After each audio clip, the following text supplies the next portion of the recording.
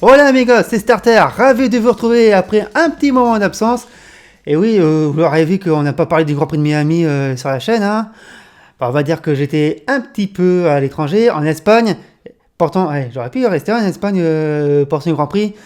Mais bon, ça peut pas durer longtemps les vacances. Enfin bon, je suis content quand même de vous retrouver pour parler de Formule 1 et de ce 6e rendez-vous de la saison avec le Grand Prix d'Espagne qui avait lieu à Barcelone ce week-end. On vient sur le circuit catalan depuis 1991 pour la 64e édition du Grand Prix, un circuit de 4 km 675 que les pilotes ont parcouru 66 fois, des zones de DRS, une gamme Pirelli très dur de prévu et surtout des stratégies à 3 arrêts qui étaient prévues par Pirelli, mais on a bien vu que Pirelli s'est fait avoir dans les stratégies niveau pneumatique.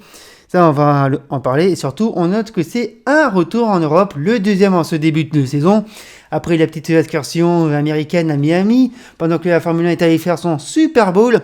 Ouais, la Formule 1 est allée faire son Super Bowl en Amérique, hein.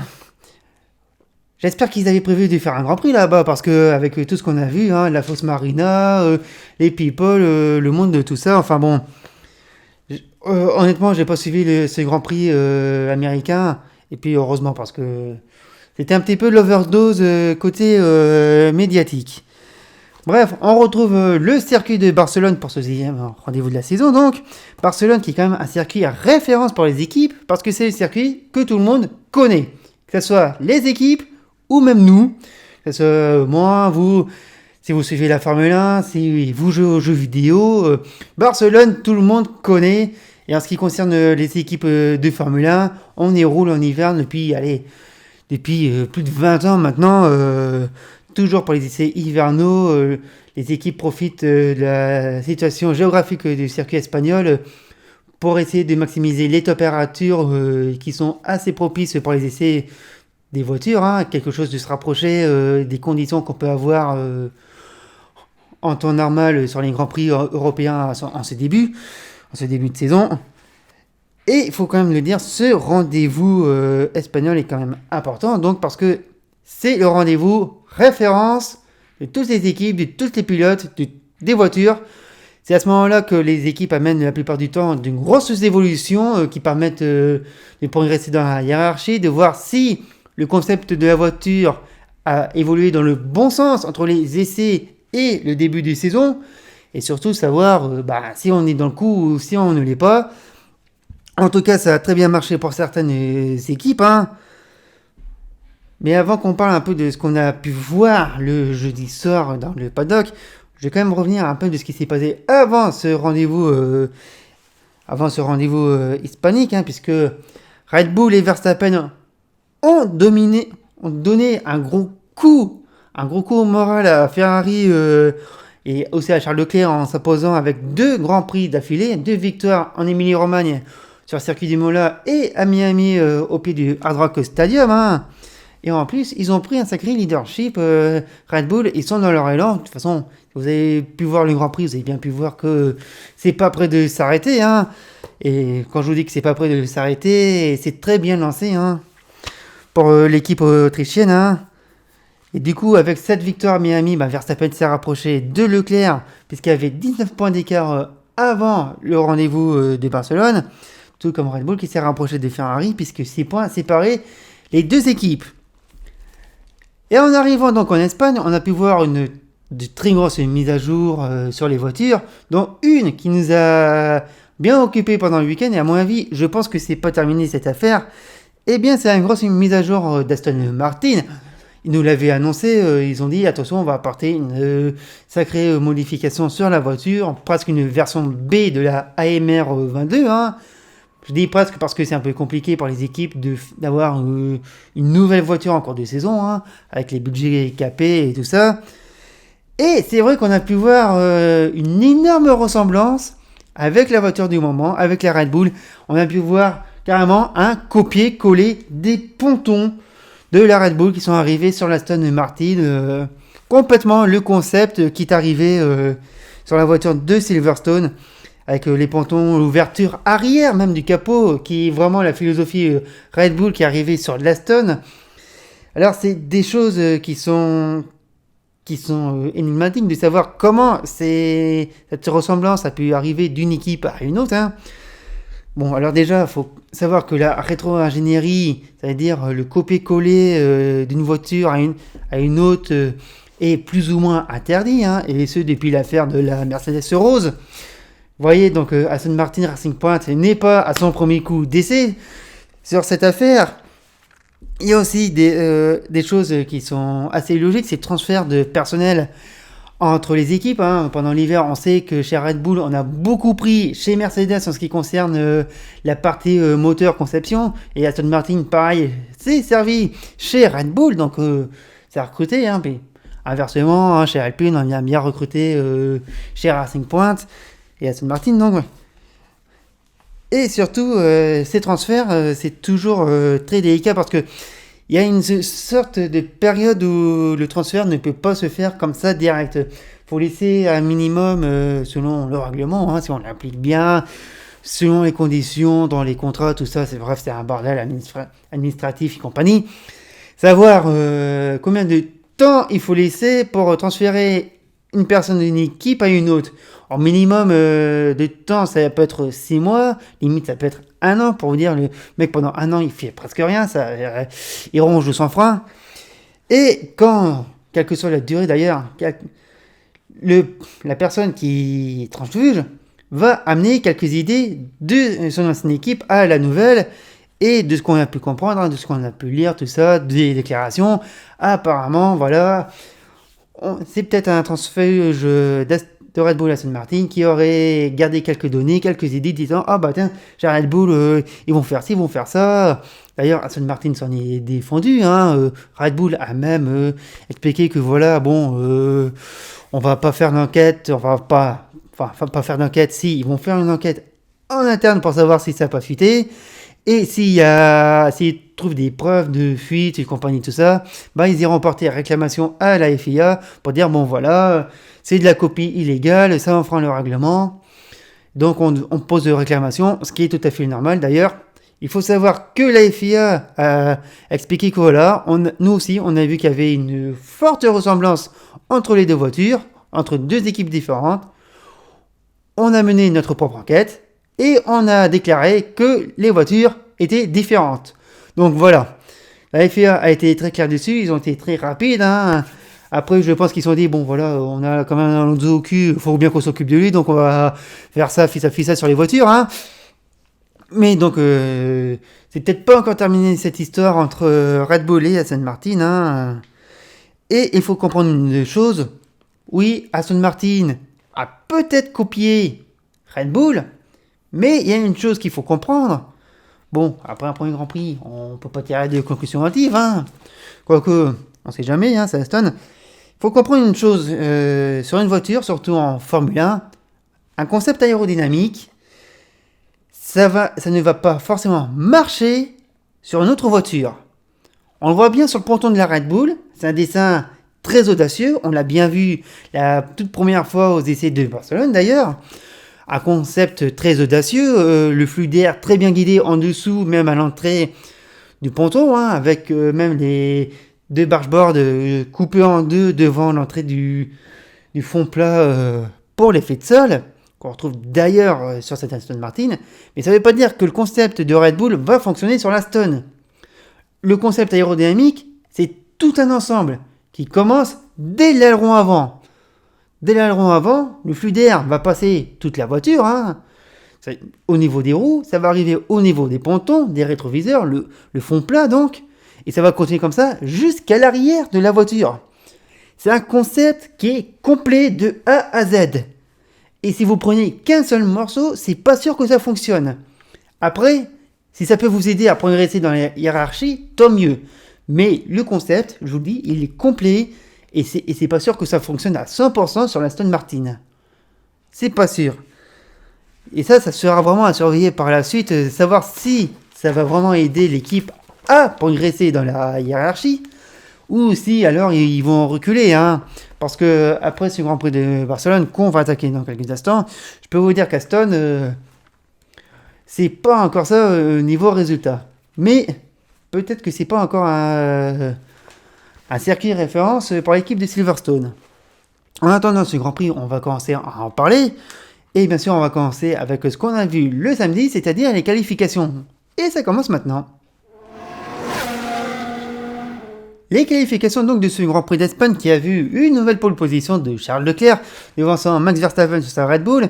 Derrière, on retrouve Carlos Sainz sur le troisième temps devant un George Russell très en forme devant Sergio Perez et Lewis Hamilton. Très en forme les Mercedes, on va en parler de toute façon. Valtteri Bottas suit devant Kevin Magnussen et Daniel Ricciardo et Mick Schumacher. Première Q3 pour le pilote allemand avec Haas. On va les évoquer également. Ça, c'est pour la première partie avec le top 10. La deuxième partie, on retrouve un Lando Norris 11e temps et très malade aussi. Devant Esteban Ocon qui devance les AlphaTauri de Yuki Tsunoda et Pierre Gasly. Guanyu Zhou 15e temps devant Sebastian Vettel, Fernando Alonso qui suit devant Lance Stroll. Puis les Williams d'Alex Albon et de Nicolas Latifi. Et ce qui nous a surpris dans cette qualification, vous l'avez bien vu, on les a retrouvés 4e et 6e temps. Eh bien, je vais parler des Mercedes. Et oui, c'est la surprise de ce week-end. Alors, il y avait déjà un début à Miami avec une voiture qui rebondissait un petit peu moins. Eh bien, à Barcelone, les Mercedes créent la surprise donc. Et cette voiture, elle fonctionne de mieux en mieux. Elle rebondit moins, il y a moins d'effet de marcinage. Donc, il y a moins de funk, c'est un peu dommage. Mais en tout cas, ça va dans le bon sens du côté de l'équipe championne du monde. Et on va dire tant mieux. Et dans cette qualification, à nouveau, on a un petit avantage pour George Russell. Un petit avantage qui est entre Russell et Hamilton de 1 dixième. Même s'ils sont séparés d'une voiture entre eux. Il y a 1 dixième d'écart entre les deux Britanniques. Et ça, franchement, c'est une bonne surprise parce que c'est vrai que depuis le début de saison, Lewis Hamilton déjà disait de son aveu, quand je suis 5e, c'est déjà une victoire. Et bien là, il peut dire qu'il a une voiture qui commence à performer. Et ça va même aller dans le bon sens pour Mercedes. Et puis surtout pour Lewis Hamilton, hein, que beaucoup critiquent encore, que voilà, il aurait dû prendre sa retraite en fin de saison dernière. Tout ça, c'est... Oui, vous n'avez qu'à critiquer, vous n'avez qu'à prendre sa place dans la voiture, au pire. C'est sûr, hein, premier virage, ne vous plaignez pas si vous terminez dans le mur. Mais par contre, c'est vrai que Russell prend un peu l'ascendant sur Hamilton. Après, attention, Russell, il y a peut-être une sorte d'aura de voir qui performe, qui est devant Lewis. Mais attention, au retour de coup de bâton, hein. Mais c'est vrai que le jeune anglais est très performant depuis ce début de saison. On voit qu'il arrive à porter l'équipe pour le moment. Mais je pense que quand Hamilton aura une voiture qui va bien lui convenir, je pense qu'il va aussi revenir dans le match. Et des qualifications, on sait que Hamilton est toujours redoutable en qualification. C'est un exercice qu'on pourrait comparer avec lui et Ayrton Senna. Oui, c'est un peu osé de dire ça, mais attention, Senna, le samedi, il le prenait très bien en compte, il avait très bien compris pourquoi. Et c'est pour ça que Hamilton pourrait revenir très fort si la voiture lui convient. De l'autre côté des surprises, on a pu voir les deux As qui sont arrivés au Q3. Et c'est une première depuis le Grand Prix du Brésil 2019, c'est-à-dire une éternité en Formule 1. À l'époque, on avait Grosjean et Magnussen. Bon, Magnussen était déjà là.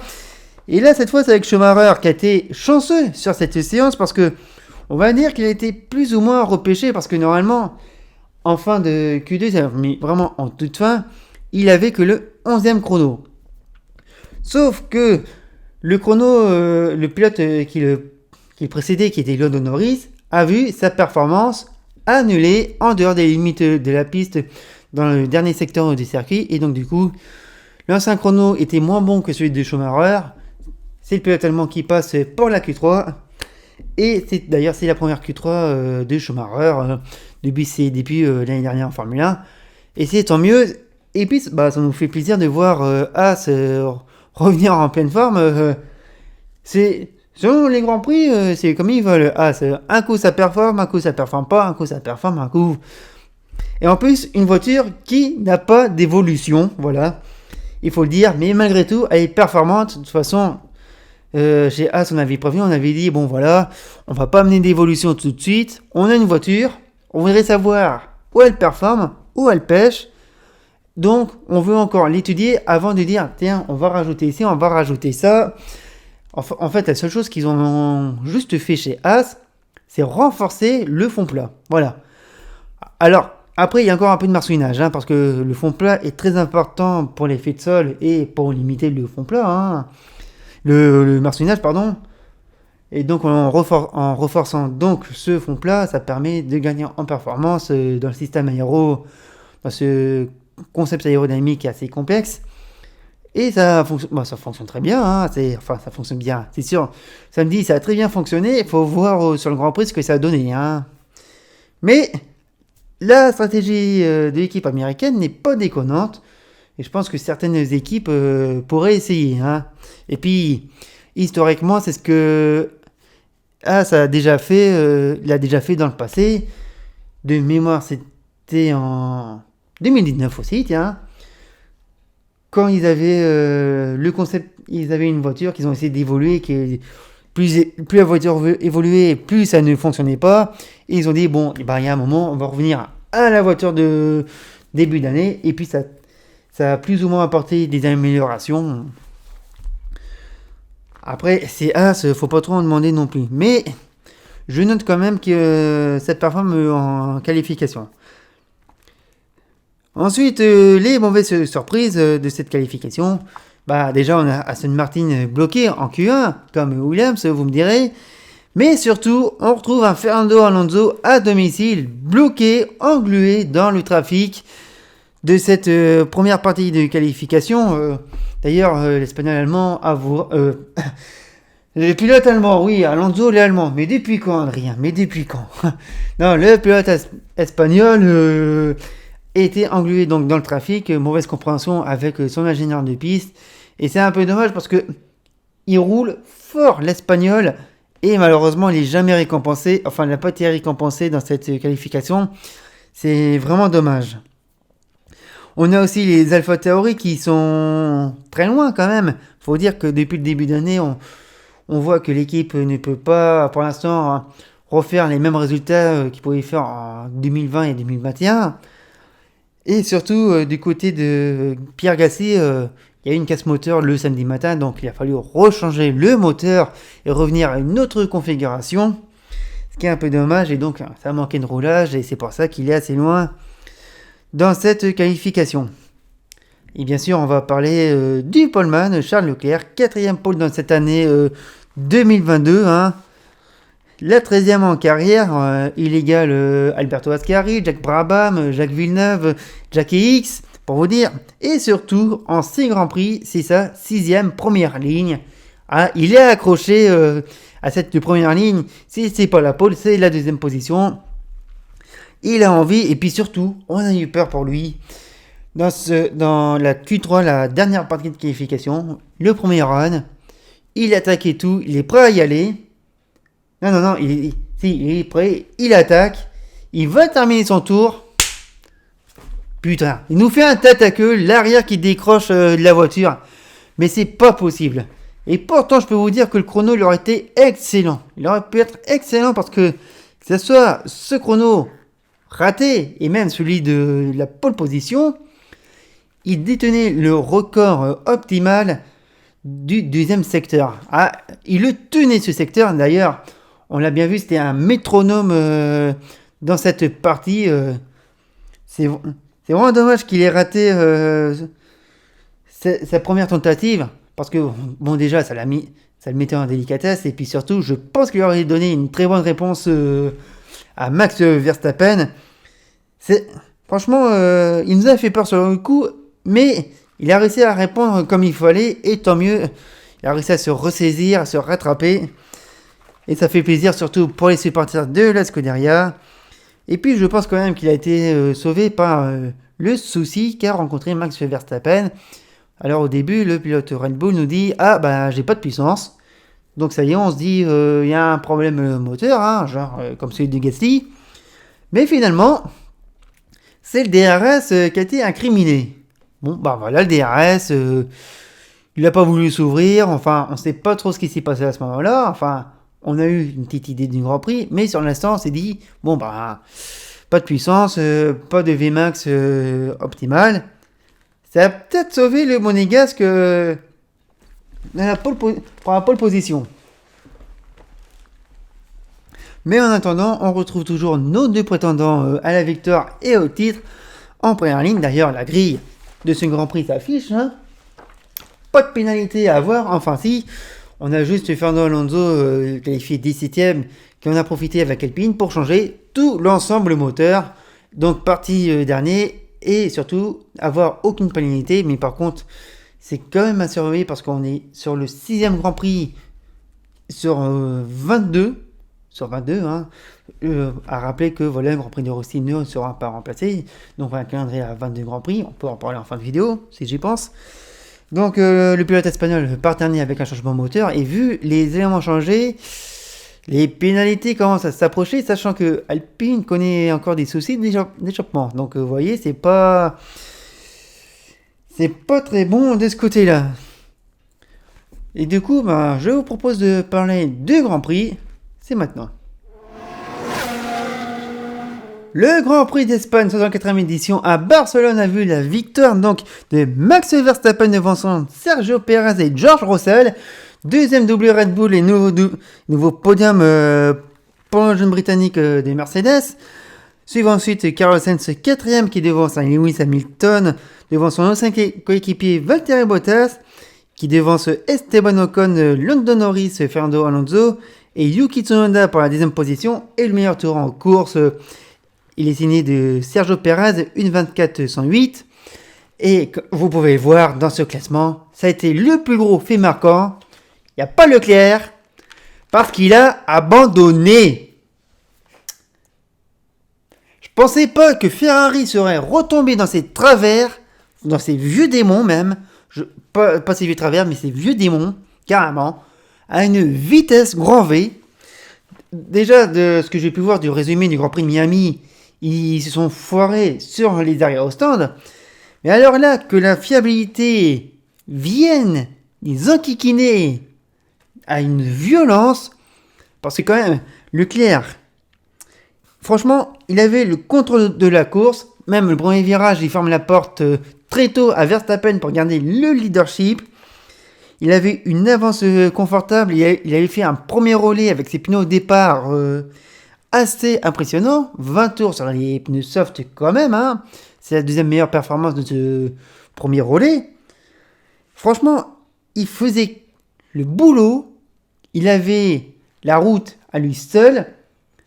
Et à un moment, on a entendu un...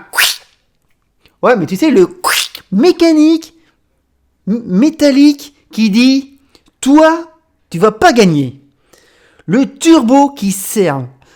Mais qui sert tellement comme un espresso italien corsé, tu vois. Dès que tu le bois, ça fait... Comme ça sert tout sans passer. Voilà ce que ça a fait, le turbo de Charles Leclerc. Et très honnêtement, je vais dire le mot, ça fait chier. Ça fait chier parce que voilà, ça fait 2 ans que Ferrari a une disette incroyable sur les performances, sur les résultats, tout ça. Ils reviennent très fort hein, avec un début d'année, ils réussissent quelque chose. Et là, malheureusement, t'as l'équipe et t'as son pilote qui non seulement ne sont pas vernis et qui commencent à tomber dans des vieux démons qui ont fait très mal dans le passé. Hein. On se souvient quand même du problème de bougie de Raikkonen, ça devait être... Est-ce que c'était au Japon ou en Malaisie, je sais plus, mais enfin, il y avait une histoire comme ça où Raikkonen n'avait pas pu prendre le départ des mémoires. Et je demande même si Vettel n'avait pas connu ce souci également. Il y avait des problèmes comme ça déjà à l'époque. Et là, on a la soufflette qui sert comme ça en disant « Allez, salut, je me barre !» Très honnêtement, ça fait chier parce que ça met Ferrari dans une situation inconfortable. Et pourtant, ils ont bien performé. Ils ont des bonnes évolutions, tant mieux. Mais là, ça les remet en doute en disant ah, c'est pas vrai, on est qu'au début de saison, on vient de perdre un turbo. Ça nous en retire un du quota, on pourra pas le réutiliser. Là, franchement, ça a été l'énorme surprise et l'énorme déception de voir que la fiabilité pique. Et surtout, c'est que cet abandon de Leclerc fait plus mal au vu des résultats parce que, bon, on a vu que par rapport à Verstappen qui a abandonné à Bahreïn pour un problème de pompe de carburant et en Australie pour une histoire de durée de carburant, allez, limite, ça donnait un gros avantage à Ferrari, mais cette fois, non seulement les rôles sont inversés, et en plus, l'abandon de Leclerc, il fait encore plus mal. Les deux abandons de Verstappen à côté, c'est rien. Celui de Leclerc, c'est un 0 pointé, puissance 1000. C'est énorme.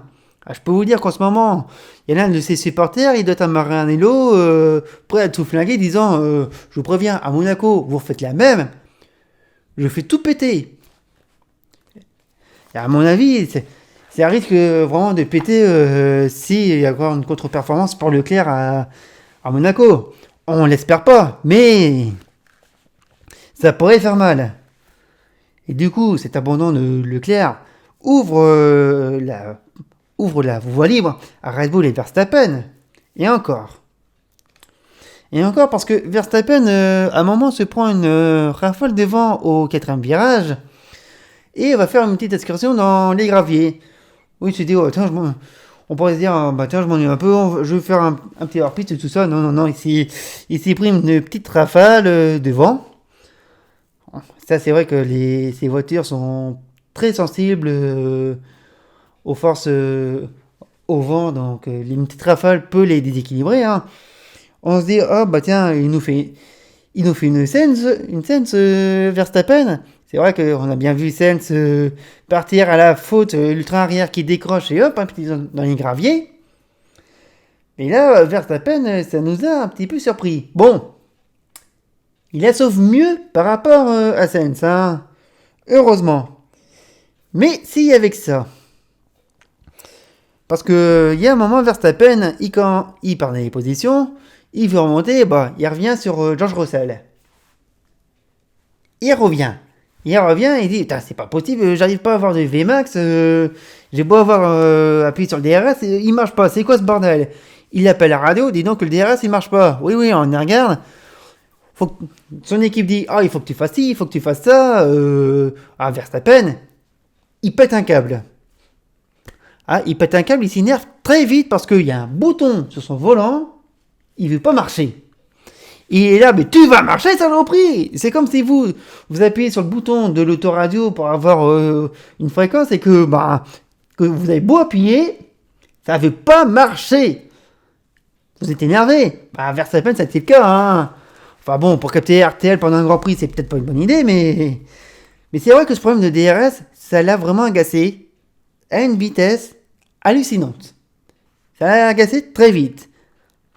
Et d'ailleurs, on voit que les pilotes deviennent dépendants de ce DRS, qu'ils ont encore besoin de lui pour les passer. Sachant qu'en plus, on voudrait bien s'en débarrasser du DRS, autant le dire. Mais qu'on voit qu'il y a encore une dépendance pour doubler une voiture. Et franchement, ça lui fait perdre ses nerfs très vite. Parce que, voilà, il était resté bloqué derrière Russell, derrière une Mercedes qui, pour lui, n'est pas performante, hein. Et je trouve que quand même que Verstappen soit encore perfectible à ce niveau, c'est un peu dommage parce que de temps en temps, quand il arrive à maîtriser la course, on voit qu'il est calme dans la radio, qu'il vanne son équipe, ses ingénieurs, tout ça, tant mieux. Mais que là, juste parce qu'il y a un bouton qui marche pas, qu'il soit énervé comme ça, franchement c'est étonnant. Bon, après, on va dire, ouais, mais t'as d'autres pilotes, ils ont le même discours, tout ça. Peut-être, mais je trouve que là, c'est énervé parce qu'il n'y a pas le DRS. Que veux-tu que je te dise, Max? Faut aller au charbon, hein, faut le faire à l'ancienne. Tu faisais comment dans les anciennes catégories de monoplace? Ah oui, j'ai oublié, t'as fait que la Formule 3. Et encore. Du coup, un DRS mal au point pour Verstappen, on a Leclerc au tapis, et en plus, on a Sergio Pérez plus rapide. C'est vrai que Checo Pérez, il était dans une forme ce week-end. Il avait un bon rythme pour ce Grand Prix. Et ben là, on se dit que la course de Verstappen, elle est mal engagée. Limite, allez, il assure, hein, pas la peine de forcer. Eh bien, c'est là que Red Bull décide de changer ses plans. Enfin, de changer les plans. Les siens, c'est gagner. Les plans de Red Bull, c'est gagner le Grand Prix. Il n'y a pas de souci. Par contre, les plans de Verstappen, on va changer. Et il décide de lui donner une stratégie très agressive. Puisqu'il fait un deuxième relais avec des pneus soft, plus rapide, avec un gain en moyenne de 2 secondes à chaque tour.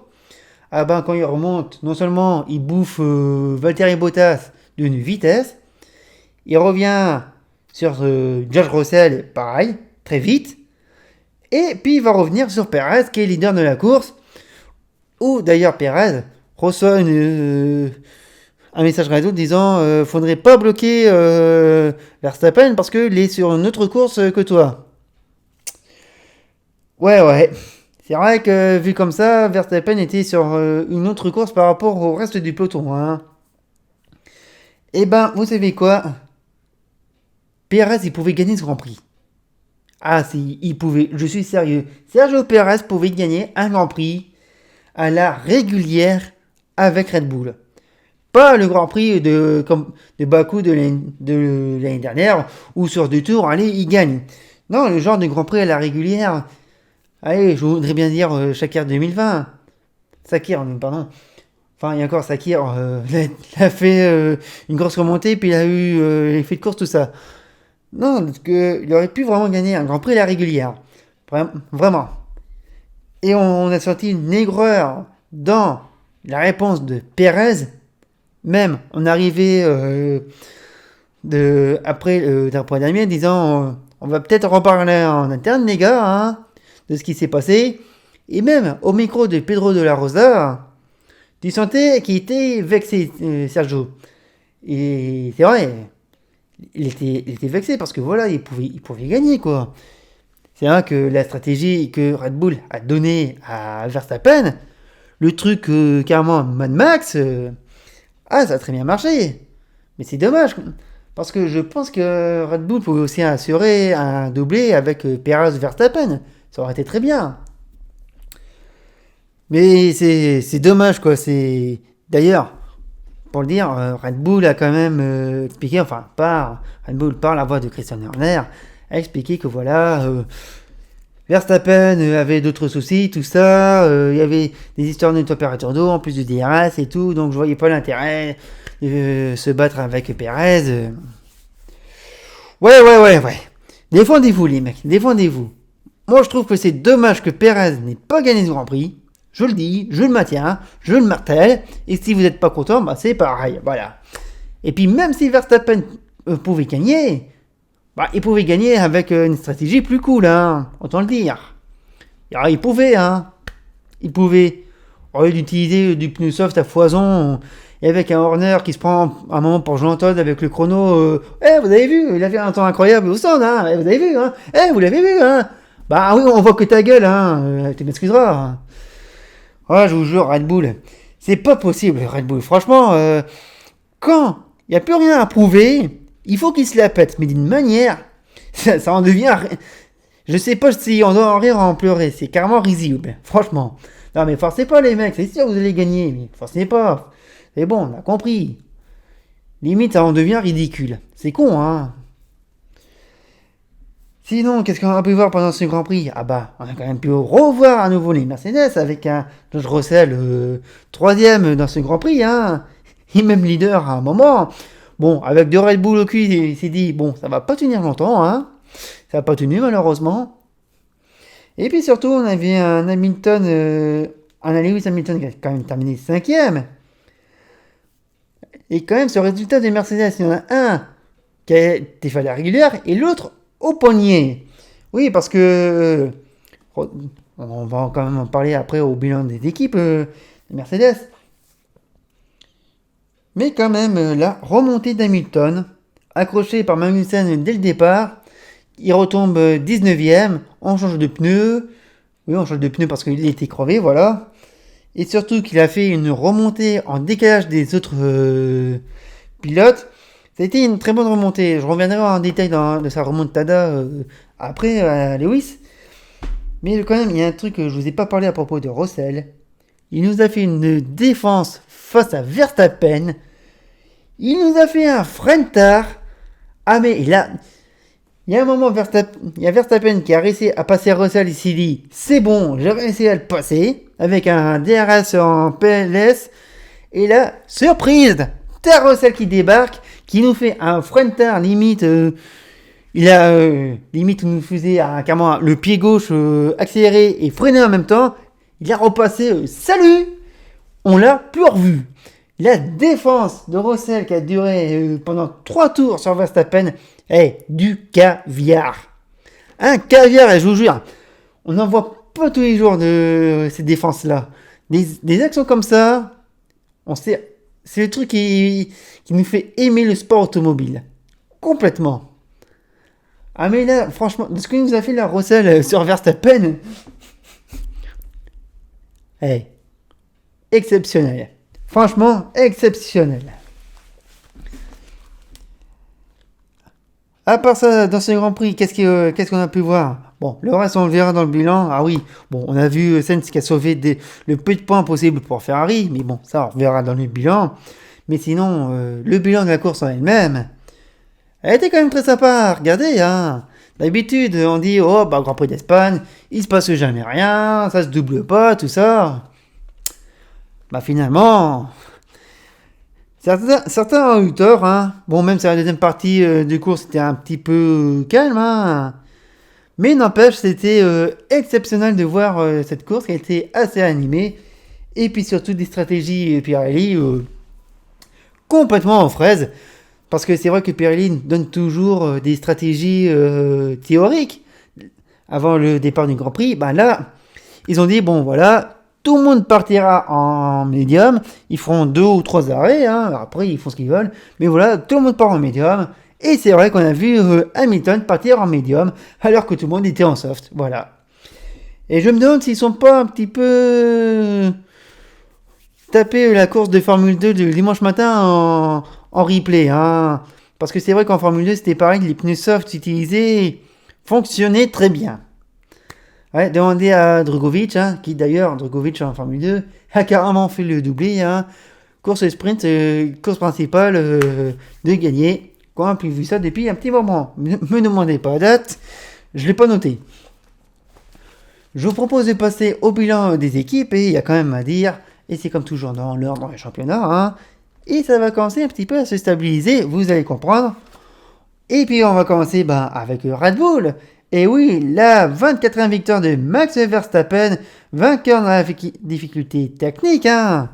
On peut le dire, hein. Et puis c'est aussi un nouveau doublé, le deuxième doublé de l'équipe avec Sergio Pérez. Deuxième, pour Verstappen, franchement, il peut dire merci à son équipe, hein, la stratégie, tout ça. Je vous en ai parlé tout au long du résumé du Grand Prix. Il peut remercier son équipe, hein. Il peut aussi remercier Pérez. Et d'ailleurs, Checo Pérez est aussi en grande forme, hein, et comme je vous l'ai dit, il pouvait vraiment gagner la victoire pour de vrai. Hein. Je le maintiens toujours, ça. Mais ça montre une chose. Déjà, c'est que Red Bull domine l'instant présent de la Formule 1 et surtout le fait savoir, que ce soit avec son équipe ou avec ses pilotes. Vous allez comprendre, parce que Red Bull, bon voilà, j'ai presque rien à dire dessus, hein, bravo à eux. Mais par contre, côté Ferrari, on passe à eux maintenant, c'est complètement la douche froide déjà pour Leclerc, qui franchement maîtrisait ce week-end, il avait le meilleur temps des 3 séances d'essai, il avait la pole position de la qualif, et puis surtout, il était parti sur une très bonne stratégie, il se rattrapait de sa course d'Imola avec sa PV, bien sûr, on s'en souvient, et aussi des problèmes rencontrés par son équipe à Miami. Franchement, il est rattrapé très bien. Hein. Et puis malheureusement, t'as la putain de soufflette qui sert. Hein. Pour rappel, la soufflette turbo, comme dirait un certain professeur, directeur d'école que j'ai eu l'occasion de rencontrer et d'être formé par cette personne, hein. Souffler, c'est tricher. Sinon, côté Ferrari, il y a Carlos Sainz qui termine quatrième, hein, mais bon, on va pas se mentir, c'est pas suffisant.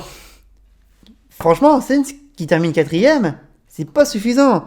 Bon, déjà, il a failli caler au départ. Il y a le coup de la rafale de vent au quatrième virage qu'il envoie dans les graviers. Heureusement, il repart. Mais pourtant, c'est un peu dommage. Et j'ai l'impression qu'il est vraiment dans le doute et sous pression. Pourtant, il fait pas de mauvaise course, Sainz. Bon, déjà, Miami se rattrape de la contre-performance d'Imola. Hein. Et encore, à Imola, on l'envoie dans les graviers, c'est pas mieux. Mais voilà, Sainz, ça risque d'être le talon d'Achille de Ferrari. Et ça, franchement, c'est assez grave. Parce que vous allez voir au classement constructeur, c'est-à-dire que Ferrari, ils ont un Sainz qui risque de tomber dans un passage style Massa 2010, ou limite Barrichello Perrin de Ferrari, autant le dire. Hein. Il risque de tomber dans cette énergie-là. Et franchement, pour Ferrari, ça c'est pas possible. Je pense que du côté de Matteo Binotto, qui disait que voilà, Sainz est sous pression, et Sainz répondait je suis pas sous pression, je pense que Ferrari devrait quand même se reconcentrer sur le cas Sainz pour savoir comment on peut l'aider à être au niveau de Leclerc, il faut le dire, et surtout à voir comment on peut refiabiliser la voiture, parce que si le turbo de Leclerc resserre encore une fois, ou je ne sais n'importe quoi, ou comme à Monaco 2021, où malheureusement Leclerc a terminé dans le rail à la qualification, et on s'est dit, pourvu que ça tienne, qu'ils nous ont dit oui, ça tient, et dans le tour de découverte le dimanche, la boîte de vitesse qui lâche, hein. Vous voyez ce que je veux dire? Là, Ferrari, ils ont une énorme épée de Damoclès, là, qui commence à piquer la tête, qui fait bonjour, je peux rentrer? Là, c'est très grave pour Ferrari. Ils ont intérêt à se ressaisir. Et de toute façon, je crois qu'ils n'ont pas le choix. Vous allez comprendre après au classement constructeur. On va passer à la troisième force qui revient en grande force dans ce championnat. Je vais parler des Mercedes. C'est vrai que c'est un grand retour en grâce qui se dessine pour l'équipe de Brackley. On a vu un Hamilton en bonne forme et qui nous dit à la radio... Ouais, franchement, je repars dernier, vous auriez pu me faire abandonner, tout ça. Ça aurait été mieux pour économiser la mécanique, hein. Lewis, tu nous habitues à ce genre de discours. J'ai un problème avec la voiture, j'ai un problème avec les pneus, j'ai un problème avec le volant, j'ai un problème avec ma... Et franchement, cette remontada d'Hamilton, elle est vraiment énorme. D'ailleurs, Hamilton a été désigné pilote du jour par les fans. Et ça, franchement... Ça fait plaisir. Il nous a ressorti une course vraiment incroyable, Hamilton. Le genre de remontée qu'il nous a déjà fait dans le passé pour aller chercher des titres. Et ça, franchement, ça nous fait plaisir. Et du côté de George Russell, une course aussi très solide, très réussie. D'ailleurs, nouveau podium, le deuxième avec Mercedes cette saison. Hein. Et qui commence aussi, comme je vous le disais, à prendre un leadership dans l'équipe. Après, s'il y a un retour en force d'Hamilton... ça pourrait piquer. Mais voilà, on voit une équipe qui commence à revenir. Et comme je vous le disais, ils ont une voiture qui est plus stable, qui a moins de marcouinage. C'est des progrès qui vont être à surveiller. Et peut-être, si possible, peut-être une troisième équipe qui pourrait regagner cette année. Et je pense qu'on pourrait vraiment miser sur Mercedes. Avant qu'on ait une autre surprise. Ça sera surveillé. On continue à descendre dans le classement des équipes avec McLaren. Bon, alors McLaren, une course moyenne, on peut le dire, hein, et un petit peu en retrait. Déjà, je voudrais quand même saluer la performance de Lando Norris qui termine 8ème. Hein. Oui, c'est ça, il termine 8ème. Non, 9ème, pardon. Attendez, je vais vous dire ça. Eh oui, je ne l'ai pas noté. Hein. Ça t'apprendra. Non, il termine 8ème, Norris, c'est ça. Et en plus, il était malade depuis le tout début du week-end. Alors ça, par contre, j'ai pas noté de ce qu'il avait, mais ça a l'air d'être assez terrible, de ce qu'il nous a chopé. Et il arrive quand même à nous décrocher quelques points supplémentaires, le pilote anglais. Tant mieux pour lui. Franchement, c'est une bonne course, c'est très solide.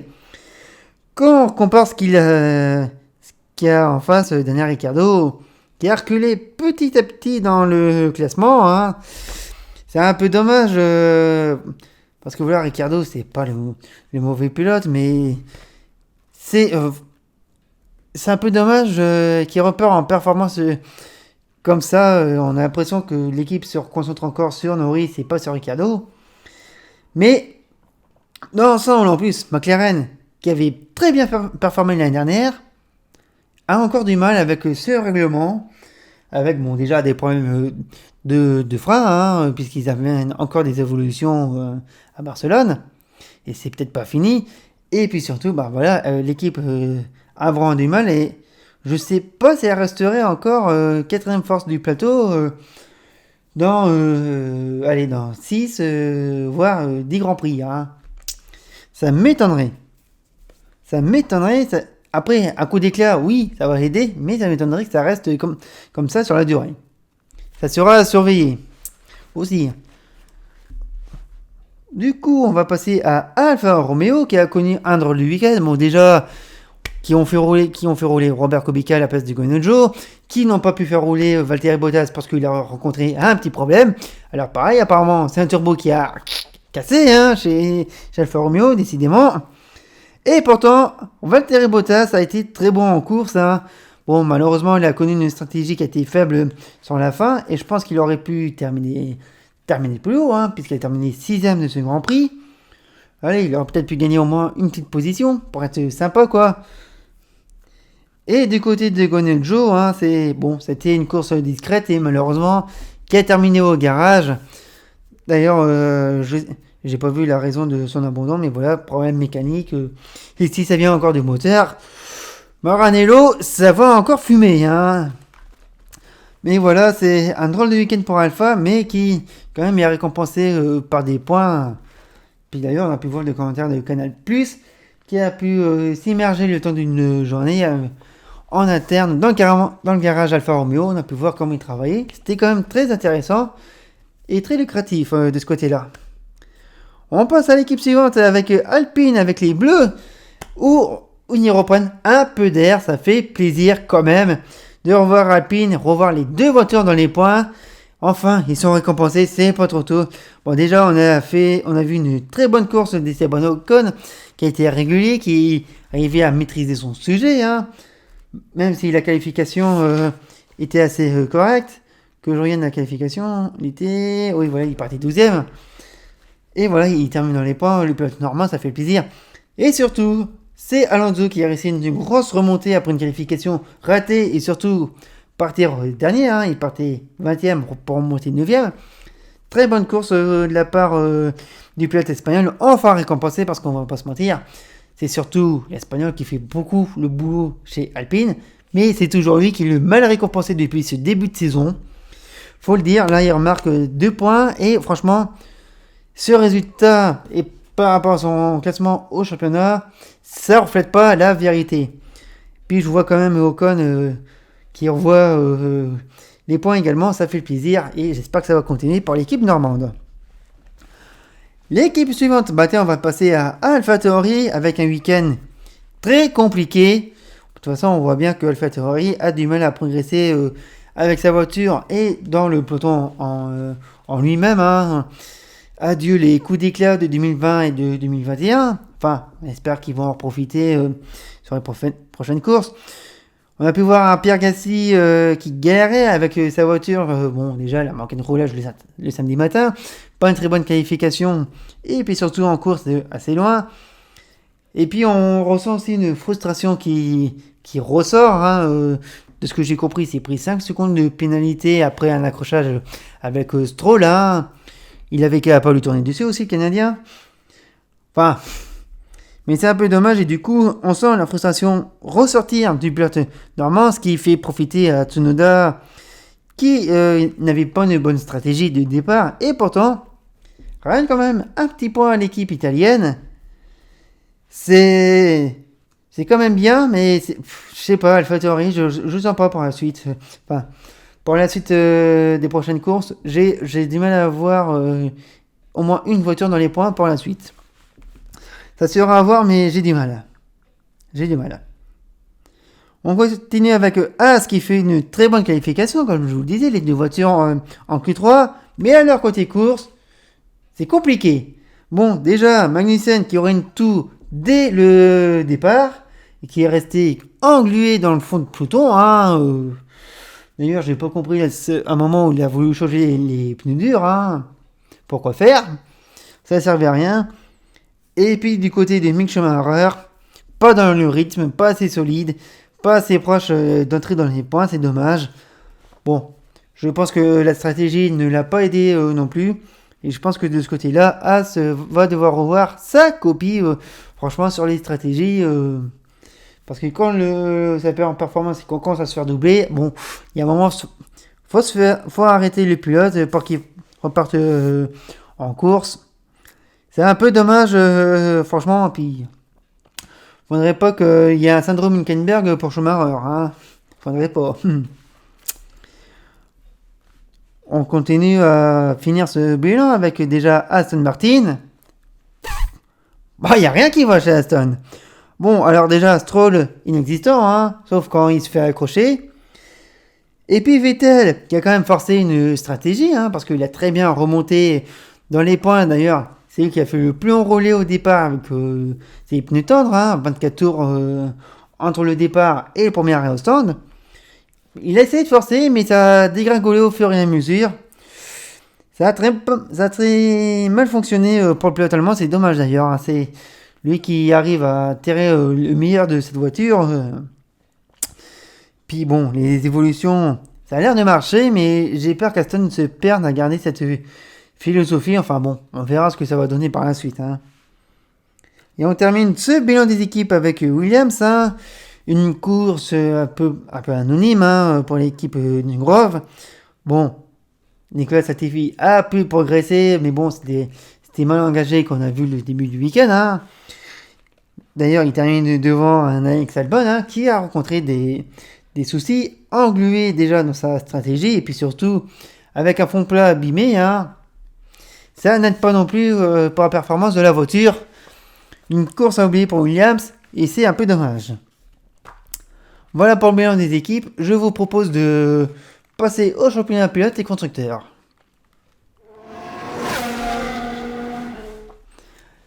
Et il y a du changement côté championnat pilote, vous allez voir. C'est Max Verstappen qui prend le leadership après ce Grand Prix d'Espagne. 110 points face à Charles Leclerc qui compte 104. Cette fois, il y a 6 points qui séparent les deux pilotes face aux 19 d'avant le Grand Prix. Derrière, on retrouve un Sergio Perez 3ème avec 85 points. Devant George Russell qui en compte 74. Carlos Sainz suit avec 65 points devant Lewis Hamilton qui en compte 46. Lando Norris 39 points. Valtteri Bottas en compte 38. Esteban Ocon 30 devant Kevin Magnussen qui en compte 15. Il y a un petit gouffre qui se crée. Dans la deuxième partie de ce tableau, on retrouve Daniel Ricciardo et Yuki Tsunoda à égalité avec 11 points chacun. Pierre Gasly 13ème avec 6 points devant Sébastien Vettel et Fernando Alonso qui compte 4 points pour les deux champions du monde. Alex Albon avec 3 points devant Lance Stroll qui en compte 2. Guanyu Zhou en compte toujours un seul. Et derrière, Mick Schumacher, Nico Hülkenberg et Nicolas Latifi sont toujours à 0. Et du côté des constructeurs, là ça fait mal. Red Bull prend aussi le leadership à Ferrari, 195 points à 169. Il y a 31 points d'écart entre les deux équipes. Ça fait mal, ça fait très très mal. Ferrari devance Mercedes 3ème avec 49 points d'écart. 169 à 120. C'est un sacré écart. Et derrière, c'est encore un grand écart avec McLaren. Il y a 70 points qui séparent les deux équipes. 50 points exactement pour McLaren. Alfa Romeo devance Alpine 39 points à 34. 5 points d'écart. Ça va être tendu entre les deux. Suivi d'Alpha Theory qui en compte 17. As 8ème avec 15 points. Aston Martin qui en compte 10. Et Williams qui compte 3 points. Voilà pour ce Grand Prix d'Espagne. Et la Formule 1 ne s'arrête pas, puisqu'on continue déjà le week-end prochain avec le Grand Prix de Monaco. D'ailleurs, un très gros week-end qui s'annonce, puisqu'il y a le Grand Prix de Monaco et les 700 miles d'Indianapolis, qui ont vu d'ailleurs la pole de Scott Dixon dans le Fast 6, qui devance de mémoire Alex Palou et Rins Vicky. Romain Grosjean part de la 3ème ligne, il part 9ème de mémoire. Grosse performance donc pour le pilote Andretti qui découvre pour la première fois une Indy 500, c'est génial à suivre. En attendant, merci à vous d'avoir suivi la vidéo jusqu'au bout. Pour le Grand Prix de Monaco qui aura lieu le week-end prochain, je ferai peut-être pas un débriefing comme vous avez pu le vivre comme ça. Je pense que ça sera une version archi courte, parce que je vais pas vous mentir, ce week-end sur Dieppe, il y a un énorme rendez-vous alpine, le rendez-vous Club Alpine de Dieppe, qui réunit pour le centenaire de Jean Rédélé 1000 alpines sur le front de mer.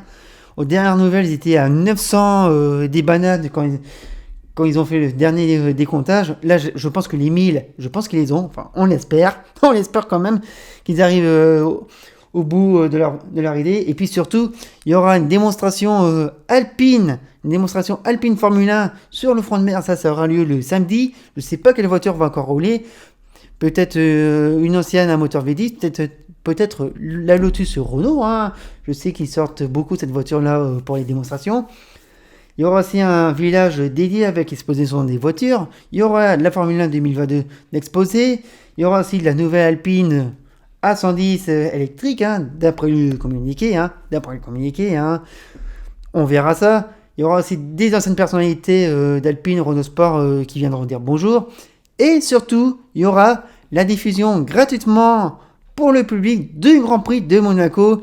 Ça, c'est le cadeau d'Alpine, Canal+, à FOM qui propose ça sur la diffusion du Grand Prix gratuitement pour le public. Si vous êtes dans le coin sur Dieppe, venez profiter quoi.